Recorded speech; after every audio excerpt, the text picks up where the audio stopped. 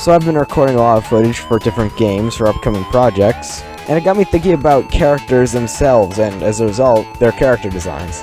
What even does make a good character design? Well, here are some good fundamentals. Number 1! Simplicity versus complexity. If a character design is too simple, that makes it not interesting, but if a character design is too complex, then it makes it hard to do from memory or animate correctly. Too many moving parts is essentially what I'm trying to say. Number 2! Silhouetting. You should always be able to tell a good character design just from its silhouette alone. Oh, I know that character from anywhere. It's Spyro. Number 3! Palette. Almost every video game character can be boiled down to a single color. Mario red, Sonic blue, Pac-Man yellow. Obviously these 3 characters have more than one color on them, but they all have one color that overshines the rest. If a character has a lot of conflicting colors on it, then it's not going to look appealing. Such as contrasting colors, too many colors at once, it becomes overbearing. Now before we start the video, I want to say that everything is actually not my opinion. Everything I'm about to say is objective fact, and if you disagree, you're a disgrace of a human being. Let's look at some characters that do some of these fundamentals well, and some characters that don't do the fundamentals well. Karate Joe from Rhythm Heaven gets everything we just talked about right. He's pretty simple, but in rhythm game you kind of want simplicity. Silhouetting, yep, you can tell exactly who this is from the silhouette. And for palette, it kind of shifts based on what minigame you're playing, but it's typically white and black, which works very well together. We're going to be using Joe essentially as, this is everything right with a character into one character. So a little bit ago I asked for all of your favorite character designs, and now I'm going to judge them, and if they're wrong, I hate you forever. And the first character we got here today is Fuck Off! Alright, I must admit, Springtrap does have a very good character design. There's a reason people wanted this shitter in Silent Hill. Pretty much every principle we went over done excellently here. 9 out of 10. The next one we have is Final Form Sora from Kingdom Hearts 2. Fun fact, did you know I never played Kingdom Hearts? It's kinda hard to tell. Now here are some good examples of what not to do. If we're talking about simplicity versus complexity, he's either way too simple or way too complex. Like without the double keyblades, just nothing interesting's going on here. But with them, his silhouetting becomes all over the place. I'll give him 3 gold stars out of 5. I do like the colors. Hey, so I was silhouetting all the characters for the video. I come to do it for Final Form Sora.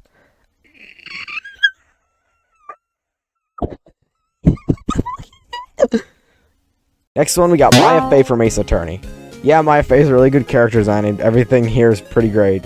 When it comes to simplicity versus complexity, she falls pretty much right in the middle of that. Not too simple, not too complex. I love her palette too. Maroon and purple go very well together. The only problem I really have with the character design is its silhouette is a little weak, but it's still some great stuff here. I'll give Maya Fey 2 smiley faces out of 3.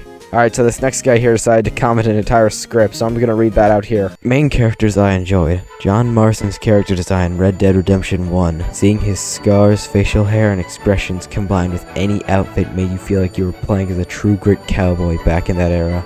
Another character design I think is super unique and fun is Abe from Oddworld, Abe's Odyssey. During that era, there were all types of different weird and cool characters for video games constantly being pushed out and made. For some reason, I'm seeing Abe's mouth stitched closed with his fingers, orange eyes, green skin. It has always stick to me saying that's cool, I've never seen that before. Abe's also an alien-looking dude with claw fingers and toes who always was hunched over. Boss characters. Most bosses from Dark Souls 1, including Grappling Dragon, Gravelord Naito, or even Chaos Witch Gwaglag. Just a shock when the first time you're up against them and how cool they work within their environments. Well, thanks Johnny Valent for writing the scripts for me so I could continue to be a lazy slob. Next we have Stray Companion Robots. Now there's a lot of these fellows, so I'm going to be specifically Momo. Hey, so this is where I would show pictures of the Stray Companion Robots. But every time I went to look them up, it just brought up naked anime girls, so, you can look those images up yourself. And yes, this is great, I love his tropical surfer dude getup. All of the companion robots from Stray get an A tier. Anyways, that's all for your guys' characters. Unless you're the one guy who commented a Genshin character, in that case, go away. Now let's get into a character that really misses the mark on pretty much everything. Rex from Xenoblade Chronicles 2. What am I looking at here? If we're talking simplicity versus complexity, he drives off the bridge and completely goes into the river of complexity. 3 belts, ginormous boot things that make a gap where his boots and leotard connect, weird gauntlets only on one hand, fishbowl. This makes a silhouette all over the goddamn place. Palette's okay enough though, feels very nautical. Rex only gets a 0.6 out of 2, unfortunately. His design's just kinda all over. Hello, my little angel. If I had to choose a perfect character design purely based on bias, then it would be Zero. The hair and the V-saber give him a very strong silhouette, and his palette of yellow and red go very well with the lime green of his sword. You could call these clashing colors, but I feel like this works to make his sword distinctive, and he strikes a very good balance between simplicity and complexity. Now here's a character design that doesn't work well for one reason: Sonic T. Hedgehog. The reason his design doesn't work very well is because his arms are tan. This is because back on the Genesis, his arms are curl up, and they wanted to make it to where you could actually see his arms while you were running, so they made it tan opposed to blue. The issue arises, however, when a game like Sonic Adventure 2, there are mass amounts of clipping when he's walking. You see, if his arms are blue, then they'd be able to attach it to his model itself, but since they aren't, they have to be their own entities. And at least this weird jagged clipping, that's why they made his arms blue in Sonic Movie. If you're wondering which one I prefer, I think the tan arms just look nicer for palette diversity, but if it helps with the animators, then yeah, I'd be fine with blue arms. But now that I've talked your ear off about character designs, what is the best character design?